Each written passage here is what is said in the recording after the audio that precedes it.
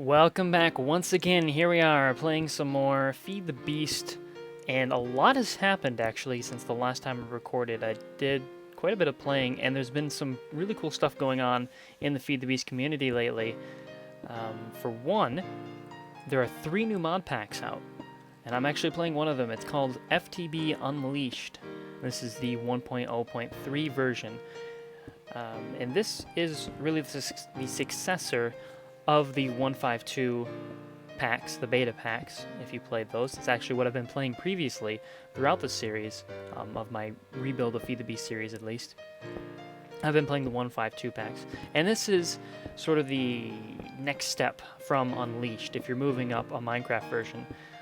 FTB Unleashed is, again, a more spiritual successor, I guess, to FTB Ultimate, which a lot of people played. It was probably the best version of Feed the Beast for a long time, and maybe still is. It still is very recommended if you want to experience Feed the Beast.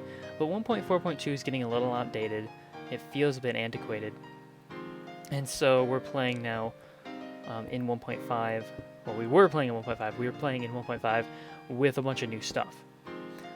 The other 2 packs, the new ones, are the FTB Unhinged and Direwolf 2.0. So the new Direwolf pack is out. So if you've been playing Direwolf and you want to move up to 1.5, definitely hit up that pack. Unhinged is a pack specifically made to work around GregTech. Now you might ask yourself, why did they make a pack to work just around GregTech? Well, if you watched my last video, you'll know that Greg had a little falling out with some of the other mod authors. And the FTB community kind of lashed out at him. And so what they decided to do was take GregTech out of their main pack, the FTB Unleashed, which is what I'm playing. So GregTech is not actually in this pack. Now, I went in and personally added it. I added GregTech back in. I used some custom config files to do so. You can find them on rfeedthebeast if you do a little searching.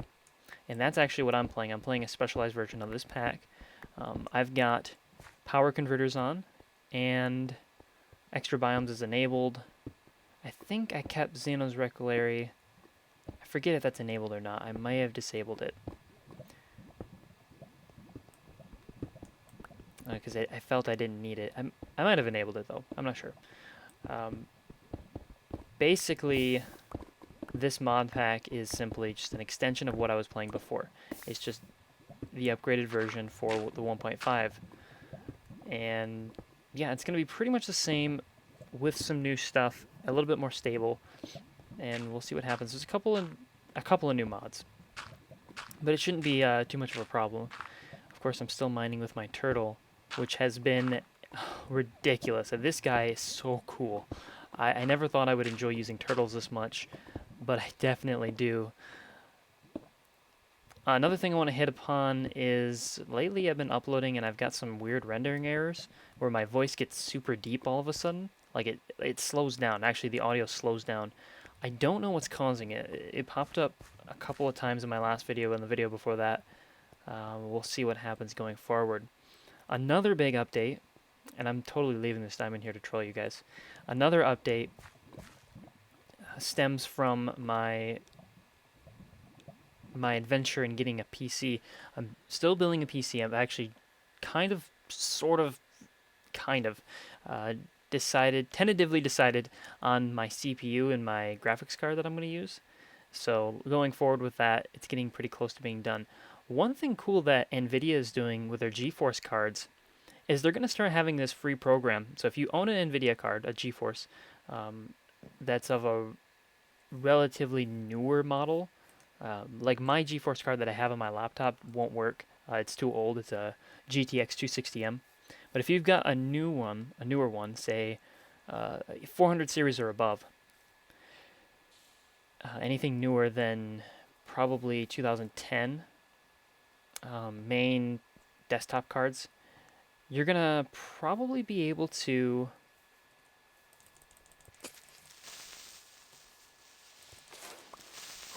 that was close. You're probably going to be able to get this program. It's called the GeForce Experience. And if you download that, it'll also be coming with soon, not out quite yet, a program that lets you record video from your from your video card. So basically, like what I'm doing here, I use Fraps for my screen recording. But when this new program comes out, it promises to be way, way, way better than Fraps. And people who have had hands-on times with this have said that it's a very big step up. So I'm looking forward to use that. So that's why I'm going to go with GeForce again. A GTX 760, I believe, is what I'm going to go with. And we'll see what happens with that. It's about a $250 card. Fairly well within my price range. I don't want to go too much more expensive than that. And yeah, that's about it. At least for mentioning that. I'm going with an i5. Let's just say an i5, because I don't remember the model number. But that's going to be something to look forward to in the future when I get that put together, maybe mid to late August. The video quality of my videos is going to improve. The amount of videos I put out is going to increase, and we'll really be kicking this channel into high gear. In the meantime, this base is a mess, and today we're going to finally work on something that I've been trying to get together for a while, and we can use the rest of the silver to accomplish it. Grab this stuff out of here. I've got a lot of stuff on me, and actually a lot to talk about. You're probably wondering what all this stuff in my inventory is.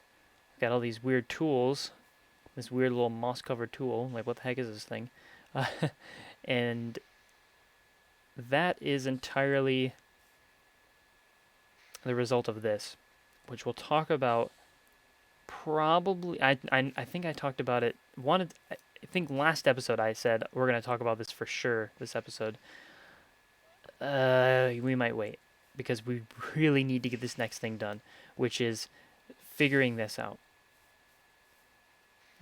My storage system is a mess. I've just got way too much stuff. Let me disable that. Way too much stuff. It's all kind of all over the place, and I need to figure something out, get everything set up so that I'm not messing with all these chests anymore. This is silly. This doesn't need to be happening anymore. To accomplish that, we're going to use one of the mods in Feed the Beast, one of my favorite mods, and actually I made a video about this, I think last week, a little tutorial video, and it's called Applied Energistics, and there's a lot we can do with it. So let's get some stuff together. I'll get some stuff gathered up, and then we'll start making some things for Applied Energistics in order to store all our items in a much more convenient fashion. So one of the first things we'll need is nether quartz to do the Applied Energistics stuff. This is actually a relatively new change. Before, it didn't actually involve nether quartz. It involved a quartz block that's generated in the world, which I already had some. Always make a point to collect that as when you can. Lets you make the quartz grindstone. And otherwise, I'm going to be trying to... Oh, check this out. Raw imp hide. Eating this probably isn't good for you. And some imp leather. Resists the heat of the nether. Imps are a mob that is found in the nether. They appear somewhat infrequently, I guess. There's a lot of new stuff in the nether. A lot. But anyways, yeah, we need a lot of this nether quartz in order to build the things we need. And the pick I'm using is... Ooh, don't want to mind that. The pick I'm using is actually from Tinker's Construct, and we'll go into that later, but I need to get out of the nether. My frames don't agree with me while I'm here. Alright, let's get to crafting. So the first thing we're going to need to make is a quartz cutting knife. This is really important for making pretty much everything. So let's go ahead and make one. Oh, is it not made like that anymore? How is this thing made? Okay.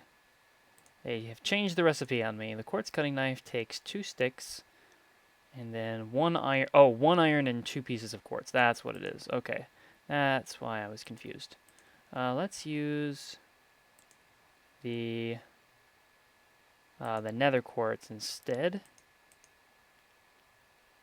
And because we can get more nether quartz pretty easily, much more easily than the other type of quartz. And then we get the quartz cutting knife, so that's going to be important to make the rest of this stuff.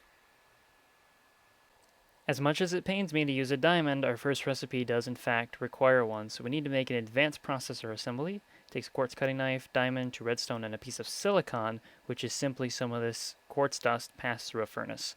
So we get the assembler here, and we use up a little bit of the durability on the quartz cutting knife, so we reuse this a bunch of times. This guy needs to be put through a furnace, and then we can get the advanced ME processor. To construct the rest of the ME controller, we're going to need some flux crystals. These are made with one quartz crystal, and one nether quartz, and then one redstone. So these aren't too hard to make. We need 4 of them. 1, 2, 3, 4. Oh, too much. And then we need 1, 2, 3, 4.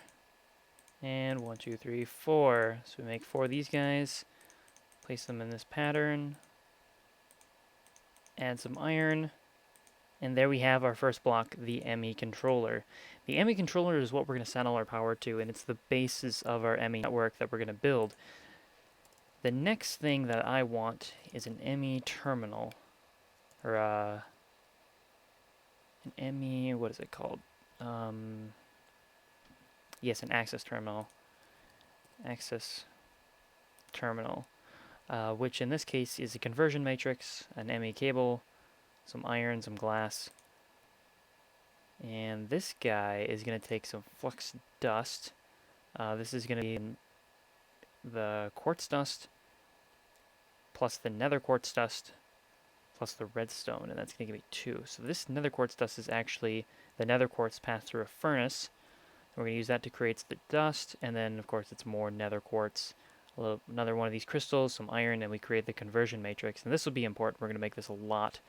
And then we got to make an ME cable, which takes more dust, and you get 3 per recipe. And it doesn't look like there are any other recipes for it. So I'm going to go ahead and build this, and then I'll show you the next one. Alright, so we're 2 blocks down. We've got the ME access terminal and the ME controller. We need basically 2 more items, although one of them we'll probably have to make multiples of. The next is an ME drive. And this is a pretty simple block. This requires 2 of the basic processors, which again, like we made last time, there's simply the quartz cutting knife, some redstone, some silicon, and then in this case gold instead of a diamond. And I'll use up some durability on the knife, but we can still continue to use it. And then a chest. So once again, I'll make that real quick and then be back. So here we go, 3rd time. Here's the ME drive. So we've got the ME drive, the ME controller, and the ME access terminal. And we've got one more thing we need to make before this thing becomes functional, and that is our memory, how we're going to store our items, which is on data disks. They are, what are they called? They're called,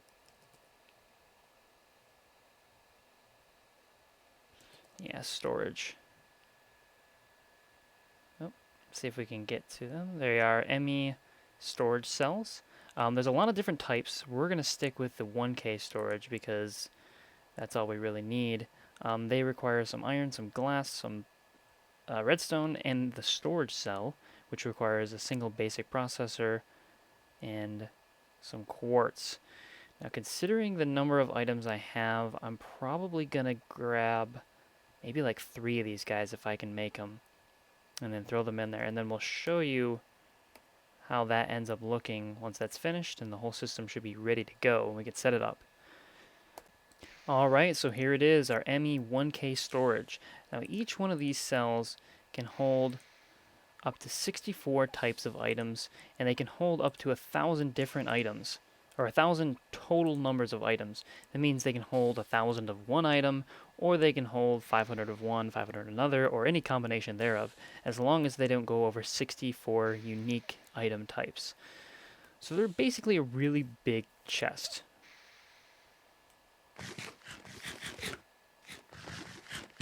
Now the issue with this system is that it does take energy to run. We can't just let it sit around. It's not like a chest. So we need to actually give it some energy. If you hear this noise, that's actually the sound of my Stirling engine. It's giving off noise now, and that's simply something that's in this mod pack that's turned on, that's actually giving it noise. and it's a little annoying. I'm sure there's a config to turn it off, and I would certainly like to. I think it's causing me a little bit of lag, and that's part of the reason why I'm jumping around so much. But anyways, we can set this up in a way so that we can actually access everything on our network from one singular location, but we do need to give it some power. So the way I'm going to do this is I'm going to hook up this ME controller right over. Let's put you right here. Oh, you're not going to work right there. Man, immediately realized what I did was wrong. Can I pick you up? Oh, I can. Nice. I love it when other mods' wrenches work. It's definitely the best, a very, very good feeling. So let's see, what do we got? Where can we put this? Let's go, I guess we could go right up here. It's kind of an odd placement for it, but... Okay. You can go here, you can go here, and then you can actually go right here. That's not bad. Okay, so we're going to throw these ME1K storage blocks into here. And now we're going to look at the controller. So the controller is going to use 10 energy units per tick. That is about 5 MJs per tick. And the question is, am I losing power? And the answer is yes, I am losing power while this thing is on. To keep this thing powered, I'm probably going to need to do a little bit of work. My power supply here isn't really that great. All these mirrors are directing power to my steam boiler or my solar boiler, and it's sending steam to this guy, which should be sending power. But as you can see, the steam isn't full. It's only sending out like 2 MJ per tick. That's not really all that much. I will eventually run out of power and then not be able to access my ME system. So what I want to do instead is get myself enough power so that where I can run it reliably all the time.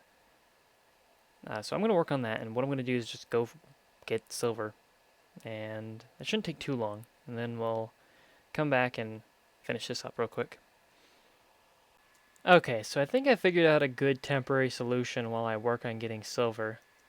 I'm just trying to mine some with my turtle. Basically, if you flip these guys from blue to orange, it turns off the power being sent to this. It also disables power to my pulverizer, but I don't think that's as big a deal. I can actually just move these guys over, and it'll be perfectly fine. So what I want to do here is just open my terminal, and this lets me access all of my storage that I have, and I can just start throwing items in here and not care. I don't even have to care. Just chuck them in. Right now I'm just going to stick these guys in here, and then I'm going to start moving things over. And you can see that they're being stored on here. I've stored 109 of my 1,000 bytes total space, and 11 of the 64 types that I have available I've used. Actually, yeah, I've used. So that's pretty good, in my opinion. And of course, if I don't want to use it anymore, I just flip the switch. And then these guys do their thing. I did hook up a magmatic engine. I've been going up and down my ladder, and I've been just picking up buckets of lava. Fill this thing with some lava, give myself a little bit of boost in redstone energy. Lets me run my ME network a little bit longer when that's the case. And then I'm working on getting more mirrors for this. It needs quite a bit more before it's ready to output the amount of steam that I'm going to need. I pretty much just want to use steam to power this whole miner setup that I'm going to have for now. I'm going to move up to a different form of power soon enough, but I don't want to go straight to lava power. Even with a new endothermic pump, I really don't want to go there until later. The reason being is I just don't like that concept very much. I don't like using lava anymore. I've kind of gotten away from it. I've been using it as my main source of power for every Feed the Beast world that I've ever played, and I think that the time has come to diversify